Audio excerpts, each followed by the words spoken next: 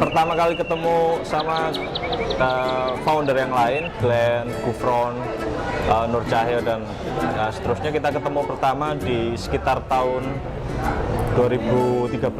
Jadi kita sama-sama aktif di salah satu komunitas teknologi ya waktu itu. Saya malah baru tahu Glenn ini ternyata adik kelas saya. Waktu SMA kita nggak pernah ketemu, jadi saya pikir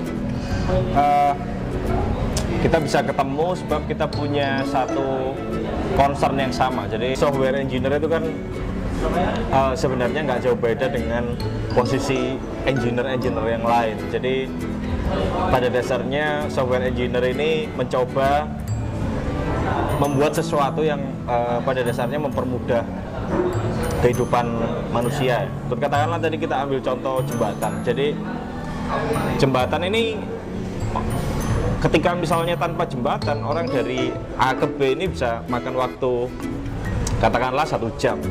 Tapi setelah ada jembatan ini dari A ke B, dia bisa jadi cuman setengah jam misalnya. Efisiensi 30 menit tadi itu sebenarnya adalah produk dari engineering. Kita ini termasuk orang yang percaya kalau pada akhirnya itu programmer mestinya ninggalkan sesuatu lah. Jadi semacam warisan. Nah itu nggak akan tercapai kalau misalnya kita hanya bekerja untuk impian orang lain. Nah waktu itu kita sempat diskusi, ada beberapa ide sih waktu itu. Jadi banyak problem di sekitar kita yang mau kita selesaikan waktu itu. Cuman pada akhirnya kita memutuskan bahwa ada satu hal yang sebenarnya setelah penetrasi mobile phone atau smartphone ini udah cukup besar, termasuk di Indonesia, ini ada satu hal yang sebenarnya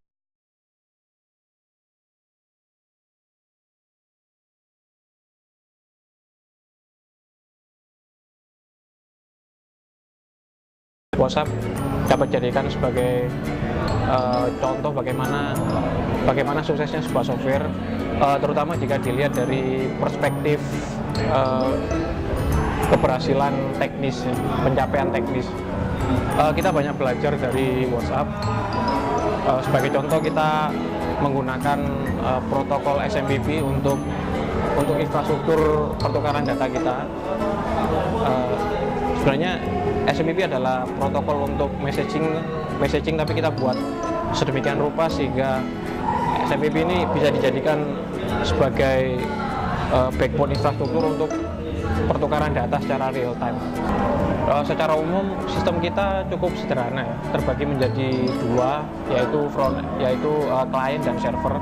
Untuk client kita menyediakan dua platform untuk saat ini, yaitu Android dan iOS secara natif.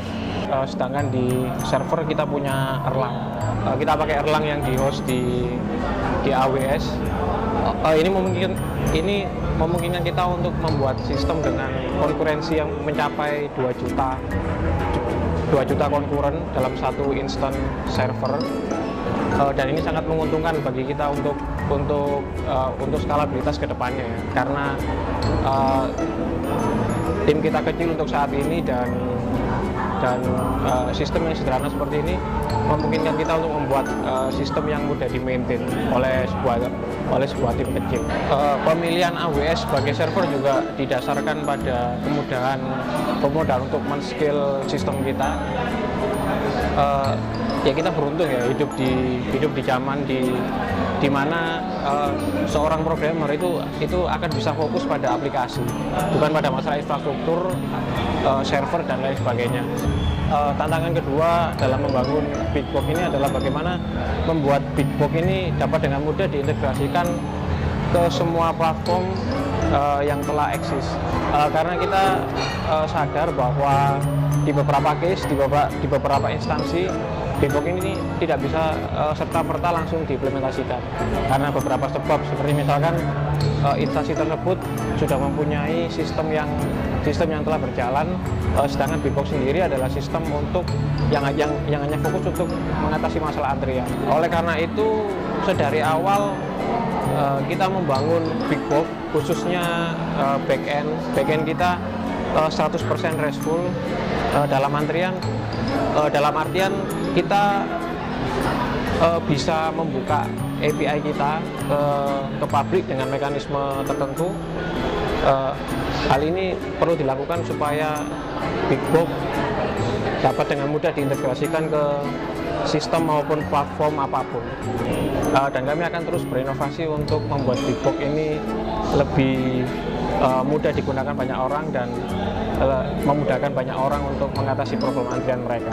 Terima kasih. Jadi pertengahan September, seingat saya 2015, setelah development selama beberapa bulan, kita udah punya MVP waktu itu. Terus kita ketemu sama Mas Radit.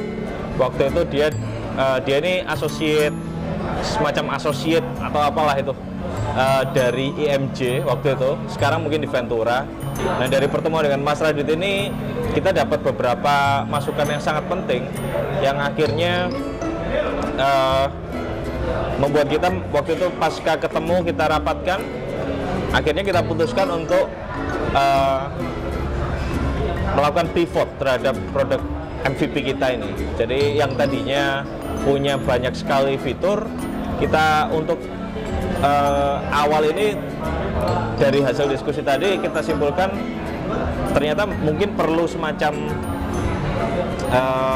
fokus gitu. Jadi yang tadinya alat ini ada banyak fitur sampai rekaman suara dan sebagainya, kita buat di titik awal ini kita buat jadi semacam solusi antrian berbasis smartphone. Selama 5 bulan kemudian kita fokus di fitur itu, kemudian pada bulan April kita udah dapat versi yang memang kita siap untuk dirilis lah di publik seperti itu.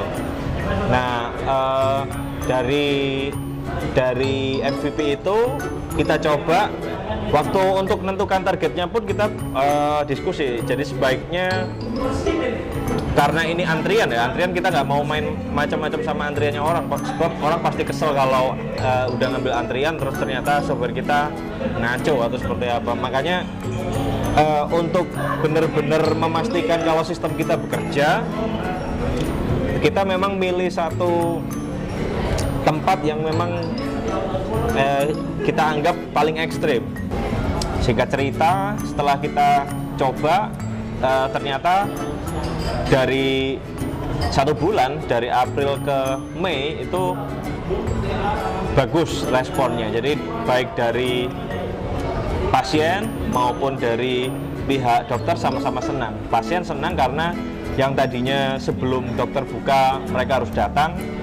Saya pernah lihat ada satu ibu baru pulang sekolah sepertinya atau pulang kerja waktu itu, dia datang sambil buka prakteknya itu sekitar jam 7, tapi jam 2 dia udah harus datang kepingin dapat nomor antrian lebih awal seperti itu. Nah, setelah ngelihat ada BigBox ini, ternyata yang tadinya sebelum jadwal klinik itu buka banyak ibu-ibu di depan, itu ibu-ibu hamil.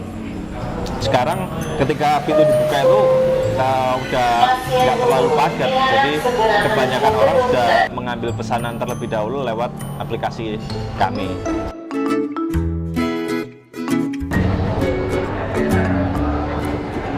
Setiap startup pasti memiliki kultur unik masing-masing, terutama BigBox. Di BigBox sendiri memiliki kultur diantaranya meeting intens dan reguler dengan satu tim. Kultur berikutnya yaitu ada satu lagi yang cukup unik menurut saya di BigBox, yaitu meeting biasanya kita ada yang diadakan secara formal baik di kantor, kemudian kita meeting secara serius. Ada pula waktu meeting kita ada di satu kafe atau di satu restoran, sembari makan kita berdiskusi tentang BigBox dan juga berdiskusi tentang perkembangan teknologi yang ada di Indonesia ini. Umumnya teknikal sih, paling didominasi dengan teknikal, paling hanya selingan-selingan dari luar, misalkan politik, ya kejadian yang ada di negara kita inilah. Jadi kita sangat serius mengerjakan ini. Tapi di sisi lain kita pasti santai sekali dalam hal berdiskusi, dalam hal bercanda pasti ada lah yang kayak gitu.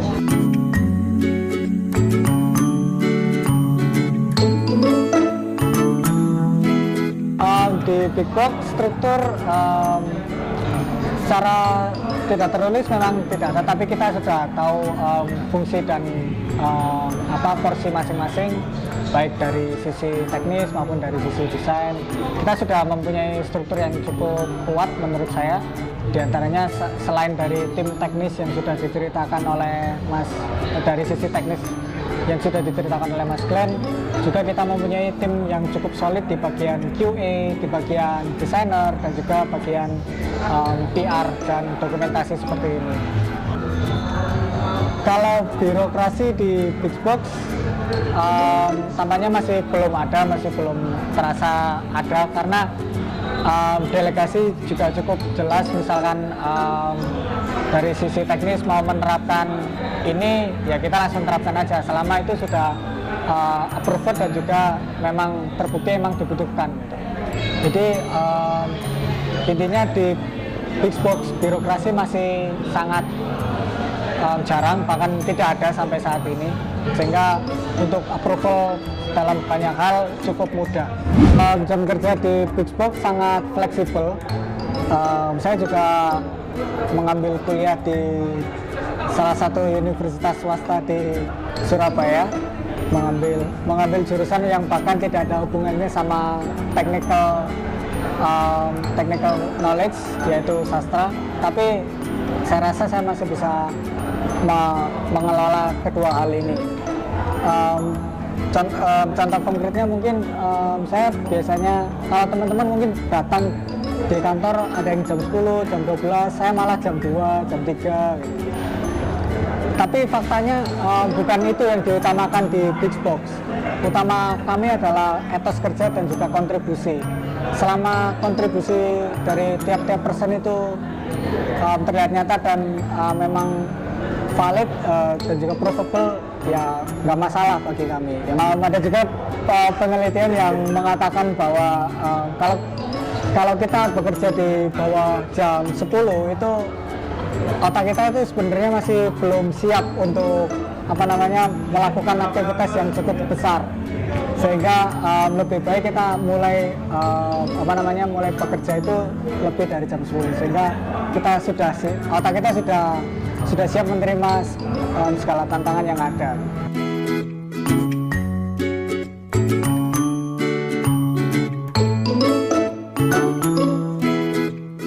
Jadi dari Dr. Haris ini kita udah punya satu semacam mengafirmasi keyakinan kita kalau memang sistem ini bisa jalan seperti itu.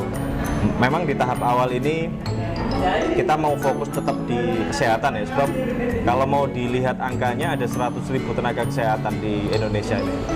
Jadi ini areal yang sangat bisa diimprove untuk pelayanan publik. Cuman kita nggak akan berhenti di situ aja. Jadi kesehatan ini cuma awal untuk bikin funneling aja. Ketika banyak orang sudah terbiasa dengan antrian online ke dokter, saya pikir akan sangat realistis dan akan lebih mudah untuk menularkan ide ini ke kategori yang lain. Jadi hampir semua pelayanan publik seperti bank, asuransi, BPJS, bahkan salon itu seharusnya udah nggak lagi orang nggak harus lagi antri dengan datang di tempat seperti itu. Jadi Big Box ini tujuannya untuk semacam delegasi yang ini baru mungkin memang di era ketika semua orang udah pakai smartphone dan kualitas network internet kita semakin baik. Jadi ini kita baru mulai sih Big Box ini.